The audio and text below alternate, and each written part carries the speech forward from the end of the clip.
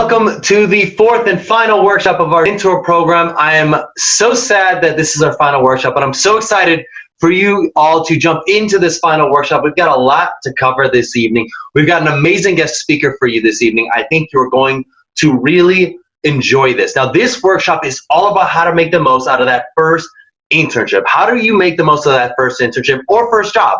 Maybe you're jumping into a full-time job, you're a senior, you're graduating. Maybe you're hopefully jumping into an internship. Even if you're not jumping into an internship, maybe you're working on a part-time job that you want to make the most out of for the summer. That's okay too. This workshop is all about how can you make the most out of that first opportunity over the summer so that you can really set yourself apart. By the way, if you have a part-time job and you don't have an internship, there are plenty of ways that you can go about setting yourself apart in that part-time job that could lead to internships down the road. Seriously, do not settle and do not sell yourself short for the network that you could create from any particular opportunity. I know that I could tell you that back in the day when I was a server and bartender, I met plenty of people that ultimately opened up doors for opportunities that I ended up taking advantage of later. You never know who you will meet, even in the jobs you think are not your main thing.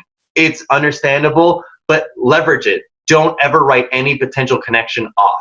So, as you all know, my name's Garrett. I'm the founder of Ambition in Motion. This workshop's going to be about 50 minutes long. Please ask any questions you have. If you have any questions in the comments section, as you all know, I'm gonna ask 3 questions during the duration of this workshop. Your job is to answer them within 24 hours of this workshop going live. I don't necessarily know exactly what the questions are going to be. I always prompt them based on our guest speaker. Sometimes I'll slip in an intro question during this segment here. It just depends how I'm feeling for the day. So I'm so excited for you all to jump in, learn from our guest this evening. I'm so excited to learn your answers to the questions that we ask you, and I'm so excited to engage with you all. Now, I really want to set the expectations. As you all know, you're not going to get an internship handed to you on a silver platter. That's just not how this program works. Now, by the way, have students landed opportunities at Google, major investment banks, major engineering firms, major marketing firms? Absolutely, happens all the time. And have they done that as a result of meeting with their mentor, taking advantage of the things that they've learned through this program? Yeah, absolutely. But if you think this is going to get handed to you on a silver platter, I think you already know by now that's just not how this program works. You have to work for the things that you get. Now, this platform can be a springboard for you to get to where you want to be. Leverage this as an opportunity to really launch your early career path. Absolutely, yes, this is something that can really do make a huge impact on you getting to where you want to be. But this is not a handout. This is not something that is just given to you. This program could be critical to you really setting yourself apart compared to your peers. Take advantage of it. I really think that you're going to enjoy what we have to say in this workshop this evening. Now, I really want to talk about the intentionality of feelings, because here's the thing. At the end of the day, how you make someone feel in a given moment is going to really impact how they feel about you down the line. So I want you to just take a quick moment on a piece of paper or on your phone. I want you to identify, how do you want other people to feel about you? So when you're going into that first job, that first internship, that first part-time job, how do you want your boss? How do you want your colleagues? How do you want your peers? How do you want other people to feel about you? Write it in the comment section. Write it down on a piece of paper. I want to know, how do you want other people to feel about you? Because that intentionality is so key. It is so key, because here's the thing. If you don't write this down, if you don't set out an intention for how you want other people to feel about you, they are going to perceive you in any which way that you may feel on that given day. And that could be a good thing. It could be a bad thing. If you're having an off day and you're thinking to yourself like, oh man, I'm having a rough day, you can let that spew onto other people. It happens all the time. And people come up with excuses for it. You might say, hey, my dog died earlier today, or I just found out my grandma's got cancer, having a rough day. And don't get me wrong, there's not an excuse for having a rough day, but you've got to be able to realize that as a professional, you've got to put on multiple different hats to get yourself in the zone to make the most out of it. So no matter what's going on with your world, you can't let your personal world affect your business world. And if you do, it's going to potentially negatively impact the way that other people feel about you. But if you set an intention right now about how you want other people to feel about you, you're going to put yourself in a much better situation. If you think to yourself, I want people to think about me as dependable and reliable and someone that's always upbeat, confident, and excited when it comes to work. It doesn't matter what's going on with your outside world. Even if the worst thing could have possibly happened in your outside personal world, if you set yourself an intention right now that that's how you want other people to feel about you, when you come into work, you're going to straighten yourself up because you've already identified, I don't want people to feel sad, bad, or like that I'm a charity case because I've got other things going on in my outside world. You want other people to feel like you are a rock, that you are someone that they can go to, that you are someone that's always showing up professionally. Boom. You will get yourself into the mindset ready to be successful. Now that leads to the 3 keys that we cover in every workshop for success in this mentor program, which is strategy, story, and state. And as I just said, it doesn't matter what's going on in your outside world. It doesn't matter what the state of the world is. If you are a rock, if you are someone that physically comes into a state conducive for being successful every single time, you will be successful. I promise you that. So I want to do right now is I want to get you into a state conducive for being successful. I want you to stand up.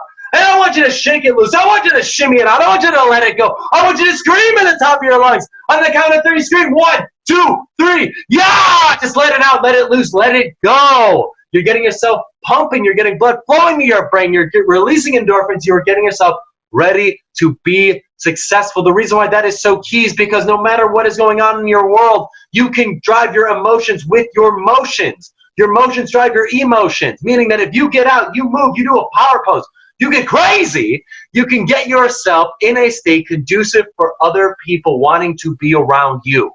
You can get yourself feeling good, even if you don't want to feel good. Even if you think to yourself, I just want to remorse for a little bit. I just want to be sad for a little bit. You can be sad on your own time, but when it comes to work time, you step your game up. And the way that you step your game up is you get your emotions and you turn them into positive emotions.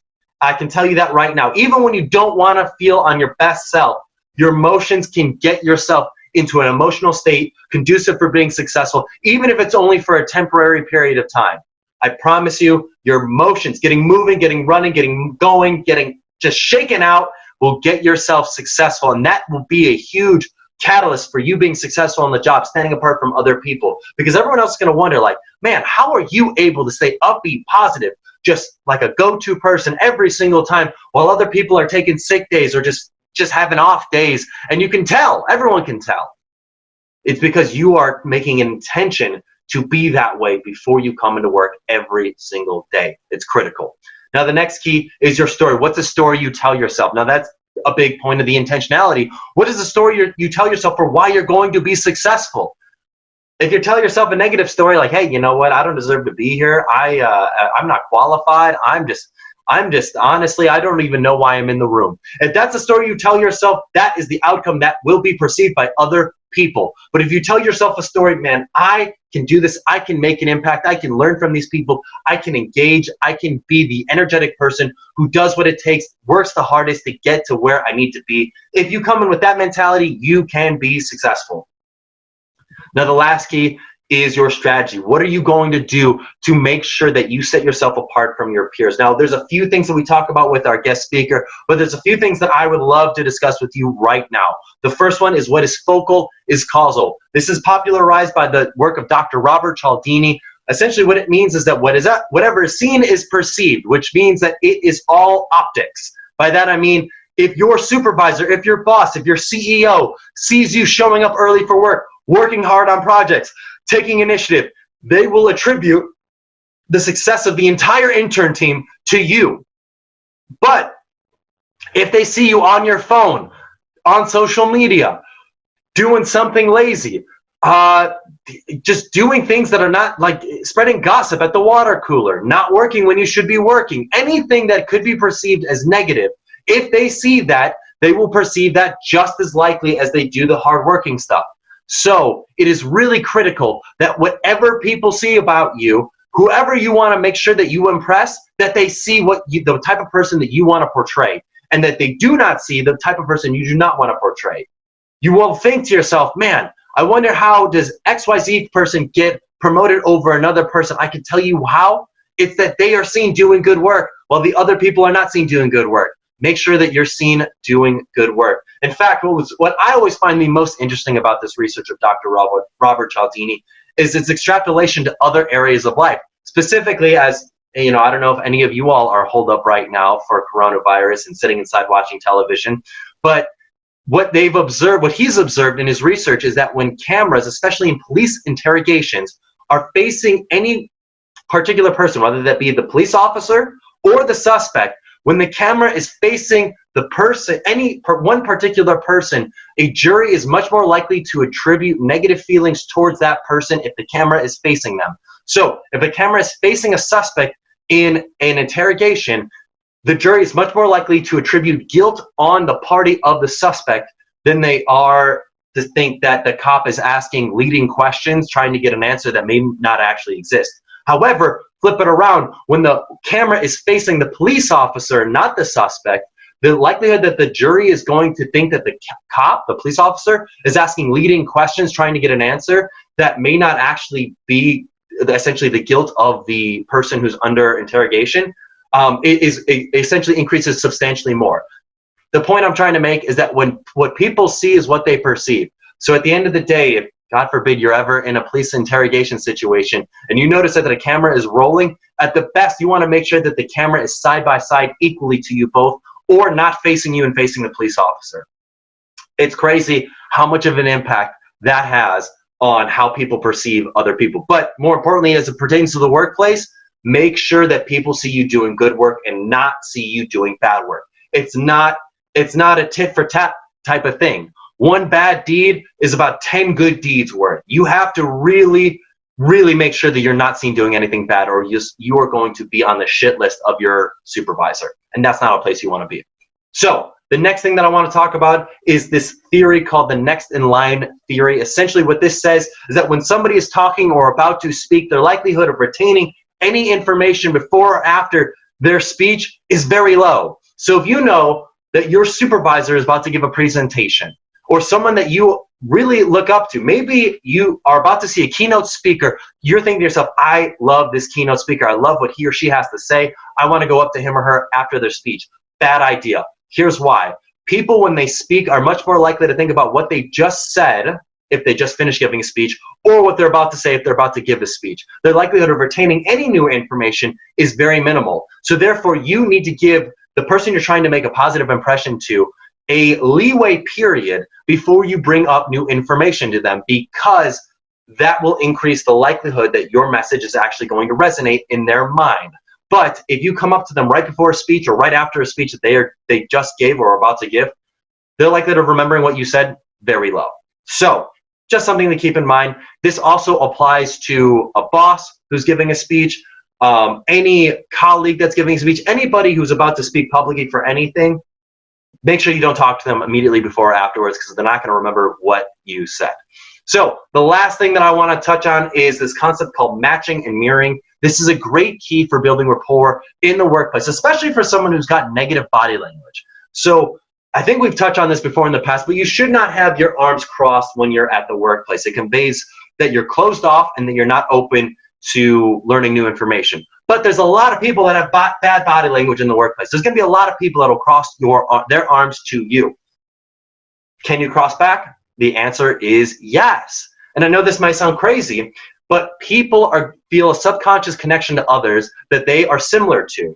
And this can be in your mannerisms and your speed of speech. Not your dialect of speech, but your speed of speech. So if somebody has a very thick Southern accent and you try to emulate that Southern accent, but you don't actually have a Southern accent, they're going to sniff that out immediately. It's going to be perceived as inauthentic. But if someone's talking really quickly and you're saying, I'm going to work on that, boss, I'm going to make sure I get that done, I'm going to work on it right away, they're going to think to themselves like, man, here's a sense of urgency, someone who's really with it. That's awesome. But instead, if you respond by saying, yeah, boss, I will get to it, and I will make sure that I get those assignments complete, they're going to be thinking to themselves, what the heck is wrong with this kid? Like, what, does he not like get it? The sense of urgency? It's crazy how your speed of speech is actually perceived so similar together. So if you notice that someone talks really quickly or really slowly, following their speed of speech, matching and mirroring their speed of speech can actually help you build rapport with them. The other key is other body language. So like I said, crossing your arms. If someone's playing with their chin, you can play with your chin. Don't try to be overly obvious about it, but you can do it subtly. So if someone's playing with their ear, you can play with your ear. And I know it may sound crazy, but you can try this with a friend who's never heard this before. Go up to them, see if they've got any mannerisms. Maybe they're using their hands like this a lot. Emulate those hand gestures, and then all of a sudden introduce a new gesture. All of a sudden, maybe start playing with your nose. It could be any gesture, honestly. Start playing with your nose. Do it. First, emulate their hand gestures for about 5 minutes. Then introduce a new gesture. Watch what happens. They're going to start playing with their nose. They're going to start emulating the new gesture that you have now introduced. It's crazy. It's fascinating how it works, but it builds rapport between other people in the work environment. I think those are some really critical tips for you to know. The last thing that I want to leave you with is the 30 and 90-day rule. The 30-day rule is for an internship. When you first get into an internship, this is, by the way, this was, by the way, a Fortune 500 CEO taught me this tip. And that was, when you first go into an internship, meet with your supervisor and ask him or her the question, what did the best intern you ever have do to set themselves apart? On the very first day, ask that question. They're going to tell you exactly what they want you to do to set yourself apart. For the next 30 days, go ahead and do it. Don't complain. Don't ask questions. Don't share any professional goals you've got for yourself. Just go ahead, put your head down, work hard. After 30 days, you have built credibility with this person. You can then say, hey, boss, would you be open to having a conversation? I would love to share with you some of my professional goals. Boom. That's where you share some of your professional goals. That's where you say, hey, I'm interested in connecting with people in these areas or these types of fields or these types of industries. And because you've earned credibility, they will help you get there. Why? Because you've earned that credibility. But if on day one you ask for that and you've earned no credibility, they're not going to do it. Or if they do, they're going to only do it on a light version. You're not going to get the full force of how they could possibly help connect you. That is something that's really critical. 90-day rule is the exact same thing, but for a full-time job, you get a little bit longer to really build that credibility with your supervisor and your employer. So those are key tips. The last thing I want to just really mention is really starting to help you get into a routine. I know that the best way to learn anything is to actually teach it. So what I want you to do is I want you to find somebody. This could be a friend. It could be a peer. It could be a classmate. It could be anybody. Teach them something that you learned in this program. Teach them anything you learned in this program. We know that students who tell at least, we know that students who tell at least 20 people something that they learned in this program, that their likelihood of landing the job, the internship, getting to a graduate degree increases exponentially. We know that the more people a student tells, the more likely they're able to do that. What we've identified as 20 is that magic number. And this doesn't necessarily have to be you teaching them a full seminar of anything we taught. It could be literally you bringing up casually in conversation, like, hey, I learned about this thing called matching and mirroring. It's really fascinating. Boom, that's it. That's one person. Or multiple people if you're in a group. But what we've learned is that the more people you tell, the more likely you are actually going to retain this information, the more likely you are going to actually apply it into your professional life, and the more likely you are actually to achieve the goals you have set for yourself professionally. It's crazy how it works. It's a network effect. It really does make an impact. So I want to challenge you that after this workshop, you go out, you identify a friend, you teach them something you learned in this program, and its likelihood of sticking increases exponentially. I really want to challenge you to do that. This is our final workshop. I'm really excited for what you are able to accomplish over the summer. I would really encourage you to be in the program next semester. You're going to get a new mentor. We're going to have new speakers. We're going to talk about new content. I think you're going to really enjoy it and really springboard your career into another level. I think you're going to really enjoy that. Thank you all for being here. Have a wonderful rest of this workshop. I look forward to seeing you all in the next part.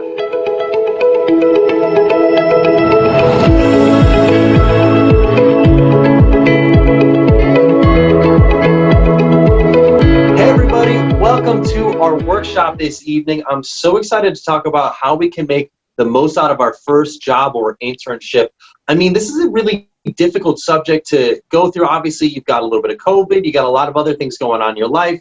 This is a summer unlike many other summers. I guess perhaps maybe similar to last summer, but still, there's a lot of things going on here that we have to be conscious of and cognizant of as we prepare for our next step in our job search, our internship search, and how we really can make the most out of the experiences we can get. We've got an incredible guest speaker with us here tonight. We've got Charlie Clarke. Charlie is the Senior Vice President of Technology at a medical software company called HC1 and has been a leader in both developing software and people for over 20 years.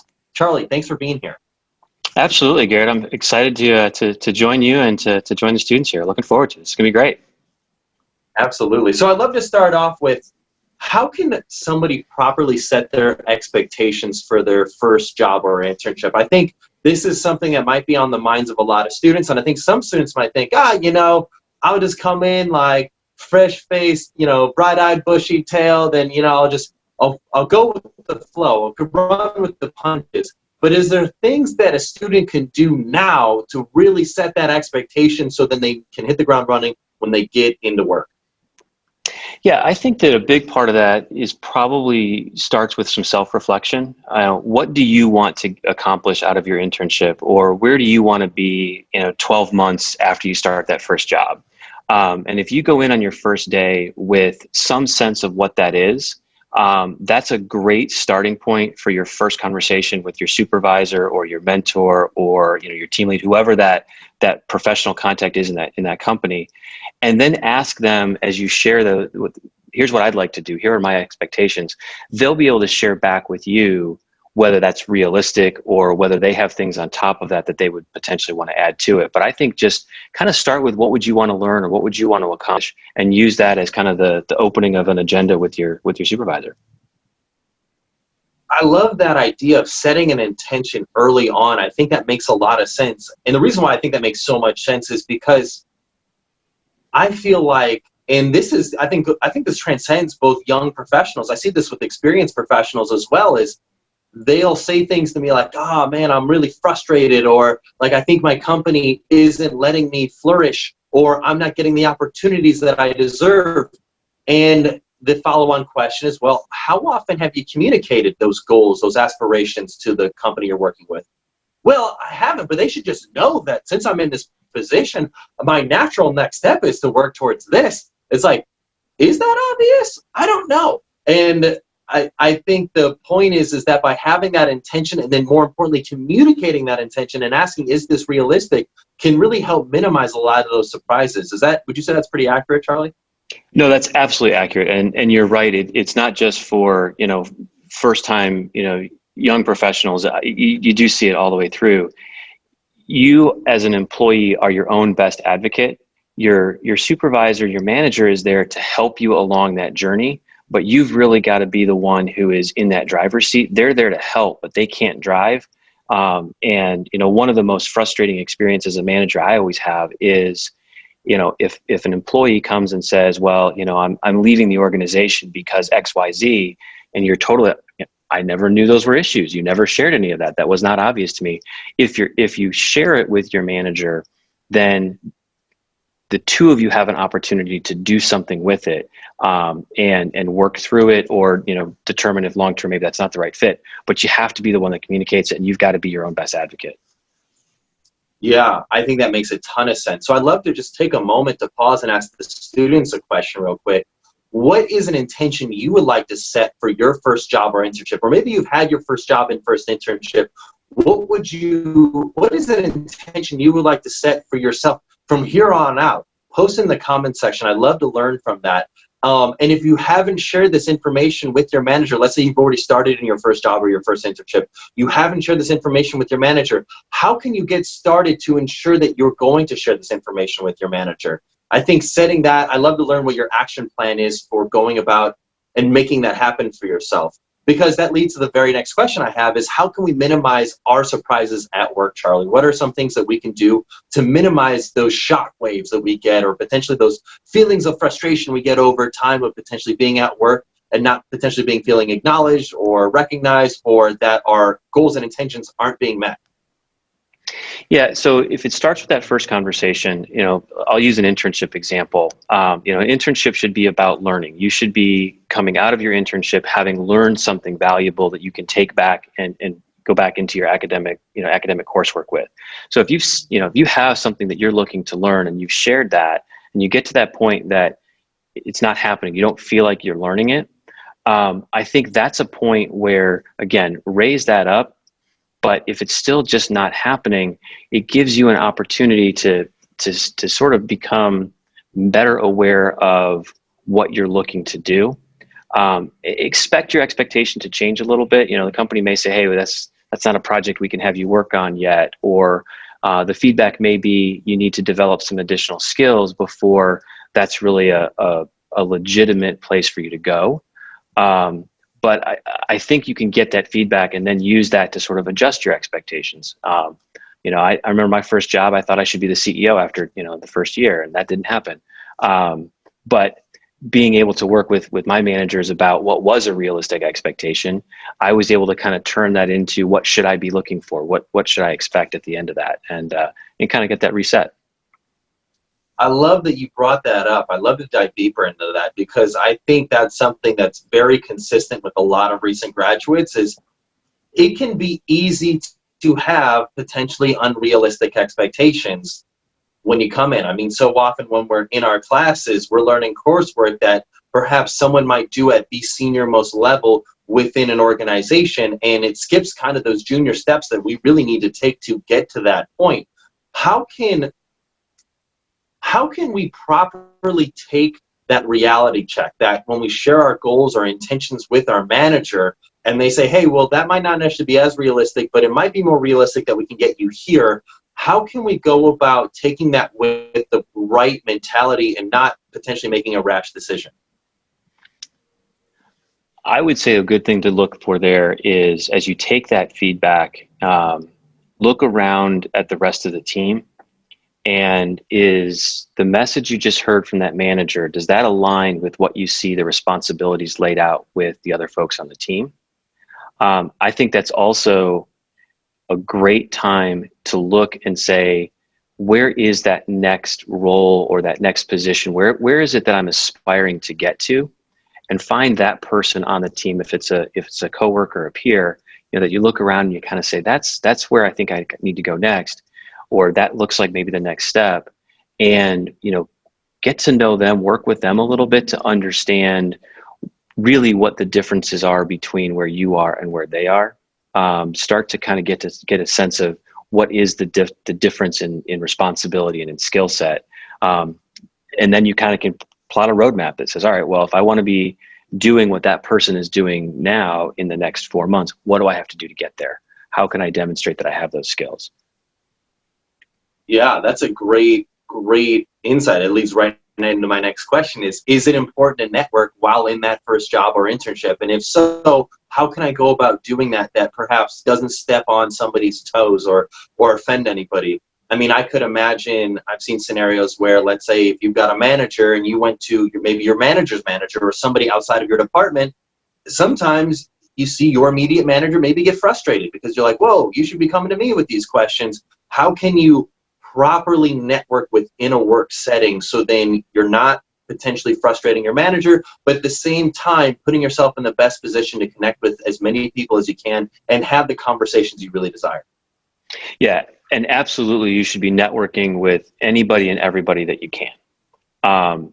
That case where you kind of ask for that level up discussion, it can be a little bit awkward. I would always start with making sure your supervisor or your mentor knows that that's your intention. So it's not this, surprise. And honestly, if your supervisor came back and said, no, you can't talk to them, that's a really telling answer from a supervisor. And I would expect to be a really unusual response from a supervisor. So most of the time, I would say any good manager is going to welcome that, because they're going to see that you're seeking feedback, you're seeking input, you're seeking to better yourself. And if they understand that, they're going to welcome you talking to anybody in that organization. And they should see that as a strength that you're bringing, to their team. Hey, here's somebody who is unafraid, who wants to learn more, and who's willing to step out of their comfort zone. Because let's be honest, I mean, if you're an intern, and you're reporting to a manager and you're going to go have a conversation with the vice president, that can be a little bit intimidating. But if you're willing to take that risk, that really shows something about who you are that should be really valuable to that company. So I would say, certainly ask. And I think you would almost always get a positive response to that. But if you don't, internalize that, and that probably tells you something about where you are right now.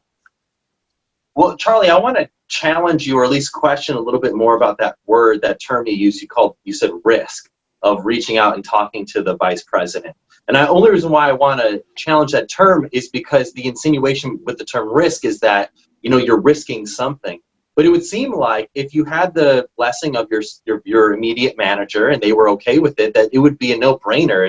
if you have the conversation, I guess the perhaps risk is if you showed up unprepared or potentially made yourself not look great, that would potentially be the risk. But the reward of if you show up prepared and you show eagerness and confidence, that could be a huge level up for you in your future. I only want to challenge that because I think that there might be some students who hear that and say, well, I don't want to risk anything, so I won't even ask for that conversation with the senior manager or the vice president because I don't want to risk it. Yeah, no, that's a good clarification. That's not risk. I don't see a risk in that sense. I can see the insinuation. That my thought really is, it can be intimidating. And I understand that feeling emotionally. It can be intimidating, but no, it shouldn't be. It is not risky. It should not be considered risky. It should be really looked at positively, and you should feel really comfortable with it. No, absolutely, that's a good clarification. Cool. And how do you, and you kind of touched on this a little bit before, you mentioned like, okay, if your manager is not comfortable with you reaching out to the vice president, that should potentially be a little bit of a red flag or something to be concerned about. How do you handle stressful situations at work? How would you handle a scenario where you maybe didn't get the response you thought you were going to get from your manager? How do you keep a positive working environment and a positive working situation like that? I think it's ask for clarification. So if you don't get that answer you're looking for, or you get that kind of demoralizing or demotivating answer, make sure you understand it, or try to, I'll say, constructively challenge the reasoning behind it. So if your supervisor says, you really shouldn't talk to my boss, it's fair to ask why. Can you help me understand why that wouldn't be a good idea? And your manager should be able to come back and give you some really logical, reasonable answers that you can work with. Now's not a good time. They're too busy. Their personality is such that they might find it to be an interruption. So let me coach the conversation and introduce you. So it may just be that what their immediate reaction is. You need to understand it a little bit more, and then you can internalize it, and also feel comfortable coming back with an alternative suggestion. Okay, well, if that's not a good way to do it, is there another opportunity?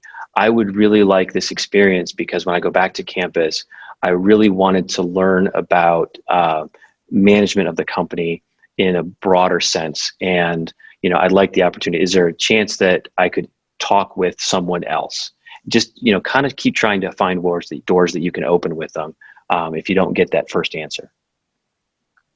Yeah, I think that is a great point you brought up, the importance of persistence. And not, if you get a no, that's fine. Or you get like, hey, it's not the right time of the year. But the follow-up, when would the right time be? Right. Because ultimately, this is your experience. This is your opportunity. This is your chance to have these conversations. It's not every day you're going to be in a summer internship. And so if you don't take advantage of that opportunity to network or have conversations with vice presidents or leaders or CEOs or somebody within the company that you would really love to have that discussion with, it's on you if you come back to campus in the fall and you think to yourself, you know what, I didn't have those conversations, and it's my company. You can't blame the company. You can only blame yourself. Yeah, and I think there's something to, again, in that internship context, you maybe took the internship based on your major.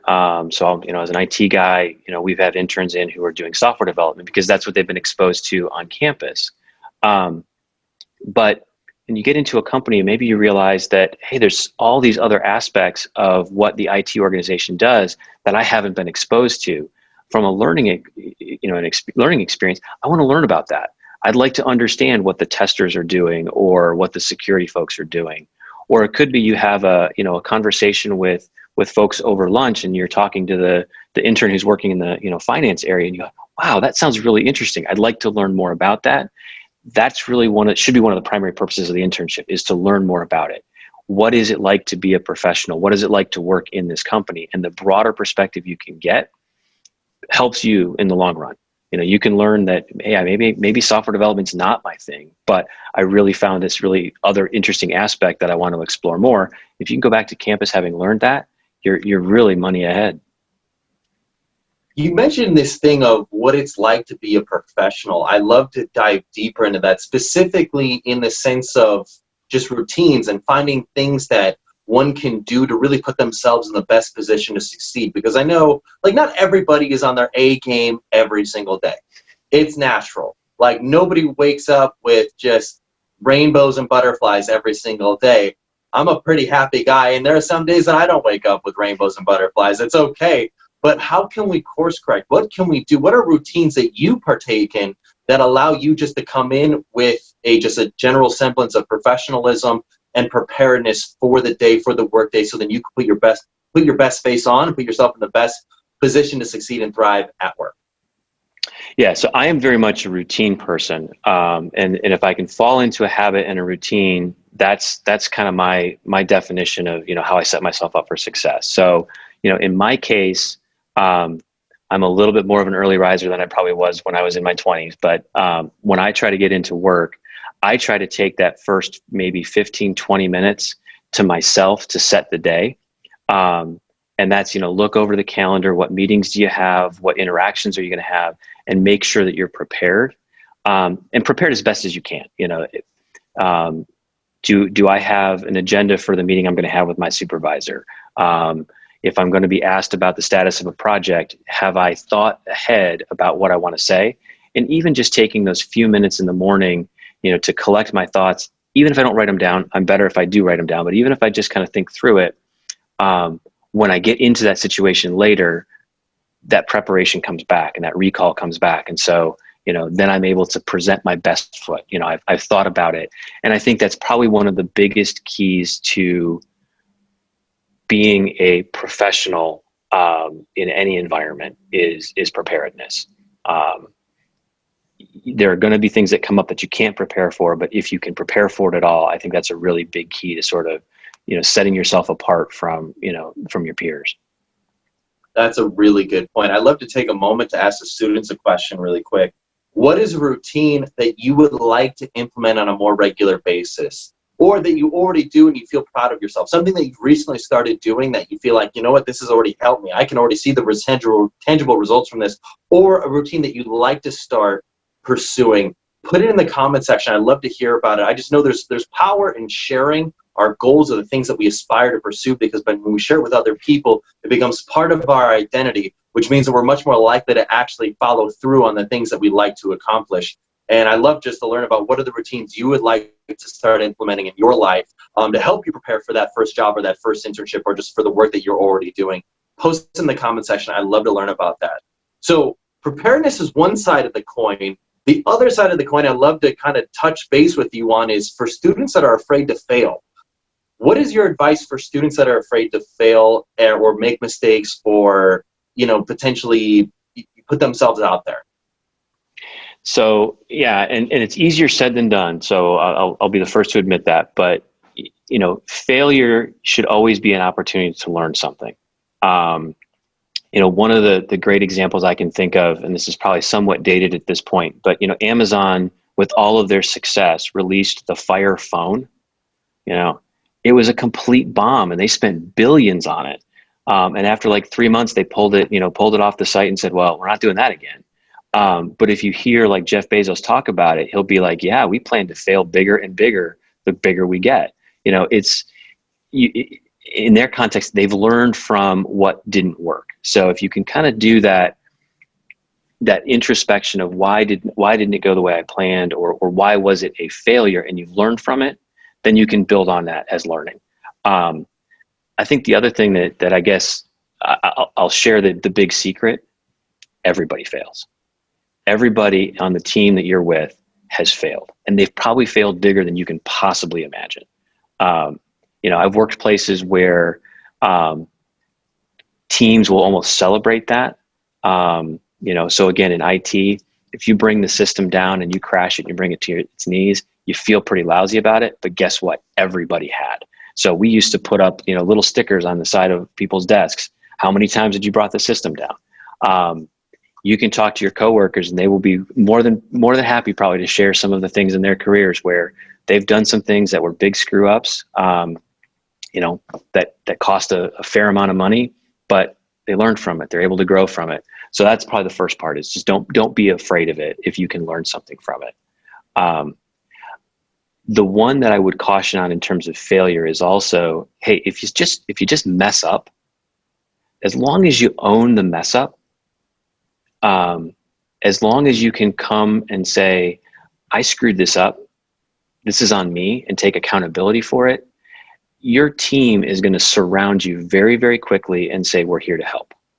That, I think, is almost a universal experience. If you have sort of that I'm going to own this, this was my responsibility and it didn't go well, your team is going to rally around you and they're there to help.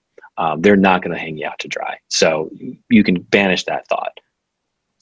Yeah, I think that makes a ton of sense. It's interesting. I think, well, there's a lot of things that come to mind when I hear that. I mean, well, one, there's so much power in failing early. You know, I know Facebook's on a little bit of hot water right now, but there are some mantras they've got that I really do think are powerful. One is that good is better than perfect, or rather, done is better than perfect. So essentially, don't be a perfectionist. Like, nothing is ever going to be perfect. And without enough feedback to iterate, there's no such thing as perfect on the first try. So you might as well put it out there, fail early, learn from it. And I know, from within our own mentor programs and executive mentor programs, one of the things we totally bombed at originally was our 360-degree assessments. I mean, when we first came out with them, they were very long, very verbose reports.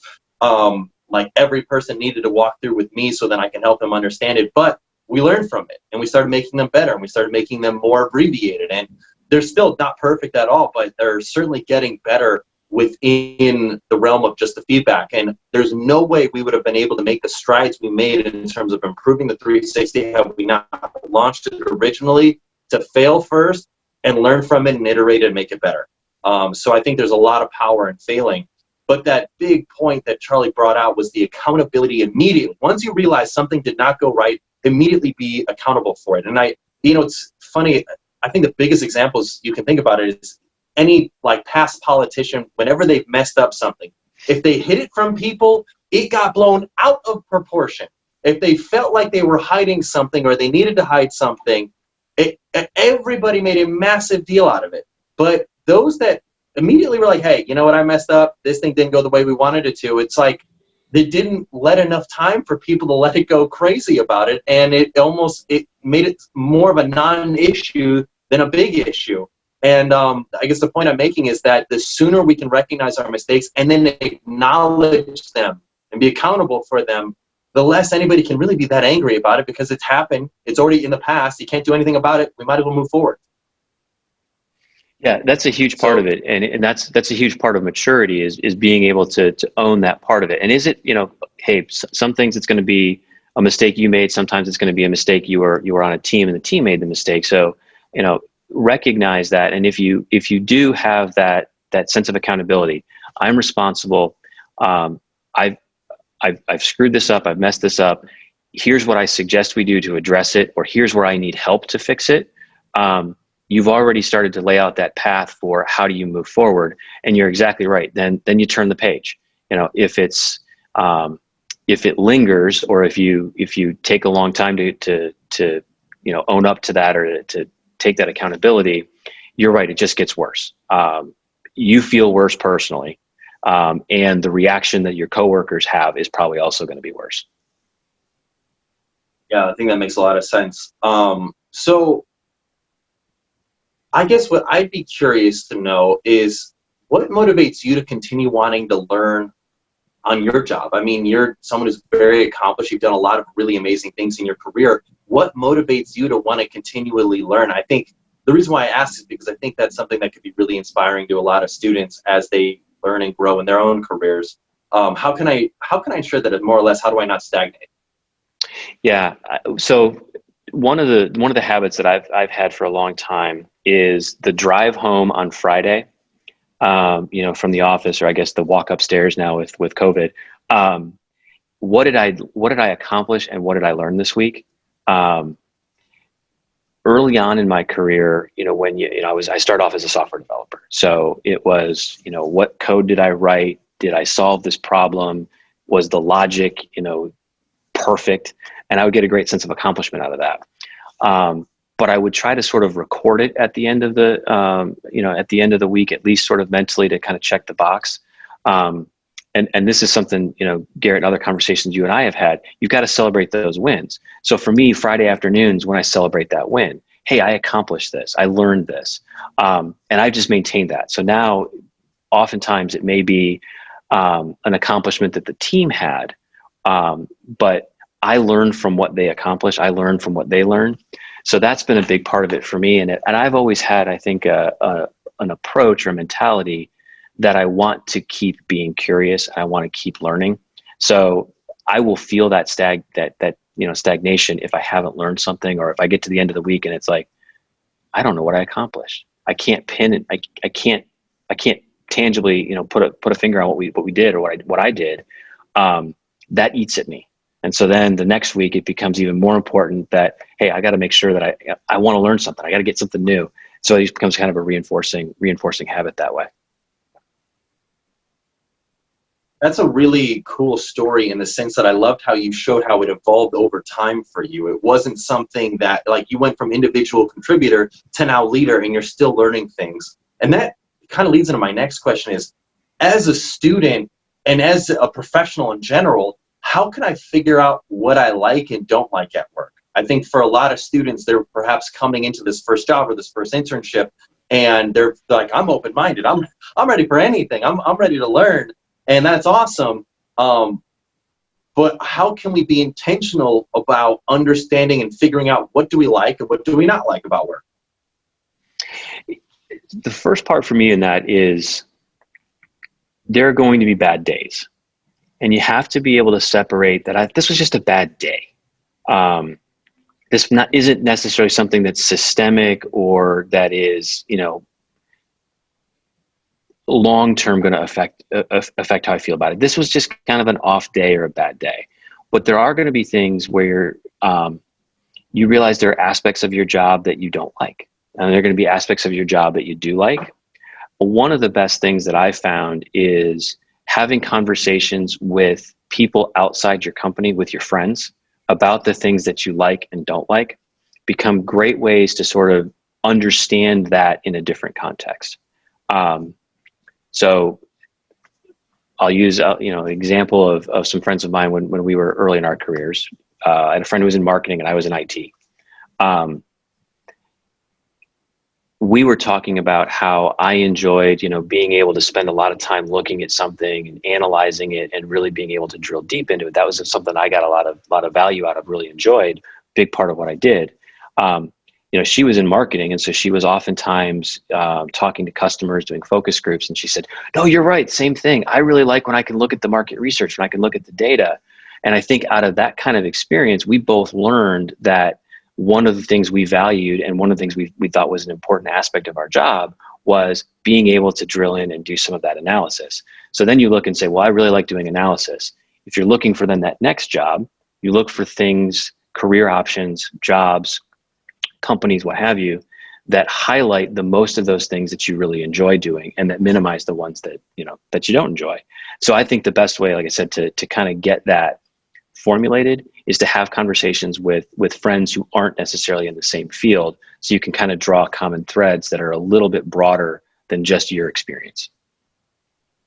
That makes a lot of sense. And that kind of naturally dovetails into this next question of, once we figure out the things that we do like at work, more or less the question is, it's a two-part question. How can I go about getting myself in situations where I'm getting more of that type of work? And really, maybe the prior question to that is it important to impress my boss so that I can potentially try to garner those types of opportunities? In my experience, being able to articulate the aspects of your job that you like or don't like is actually fairly rare. It's a fairly rare skill.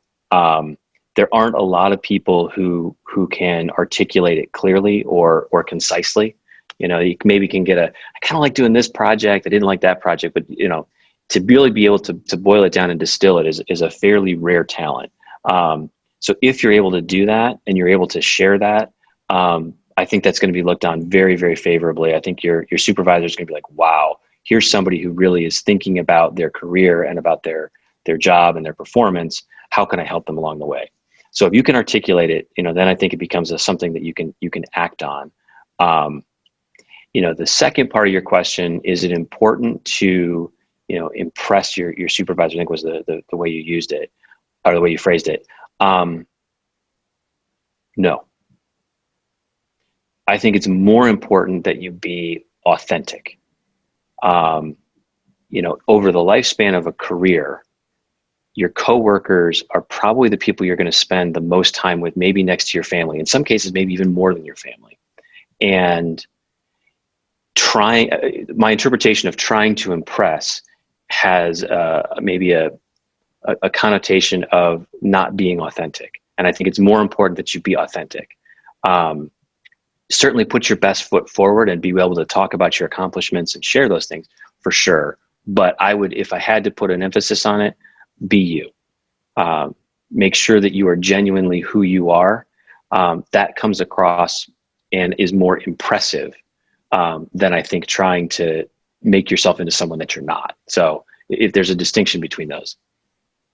Yeah, okay, that's interesting. Why is it rare for people to be able to communicate their likes and their dislikes within their role? Are there tasks or things that they can do on a regular basis to help them greater communicate what those goals are? Sure. So I think the trap that we fall into is just go from one project to the next, one day to the next. And they all start to blur together. They all start to kind of blend together. And so it becomes difficult to pull out specific things that were positive or negative. So I think it's about kind of that idea of taking a step back. I think Covey talks about it as sharpening the saw. Taking that time for personal reflection about your career is the only way to really get that clarity. And I think that's super important to develop a habit, again, of taking that step back. Work on yourself a little bit, and don't just get caught up in, this is my task list for this week. These are the things my supervisor expects. As soon as that's done, I'm on to the next thing. Make sure you and I do it by scheduling it. I look at it as it's kind of a quarterly thing, is to take a half day, go to a coffee shop in the morning, grab a cup of coffee before you go into the office, maybe journal out what's been going on, think through it a little bit, just jot some notes down. It doesn't have to take a long time, but maybe for, a couple hours, and then head in. I think you'll find that kind of clarity break is a really good way to get that introspection of what you like and what you don't like. But I don't think it's something that a lot of people do. Well, I'd love to have the students take a clarity break right now.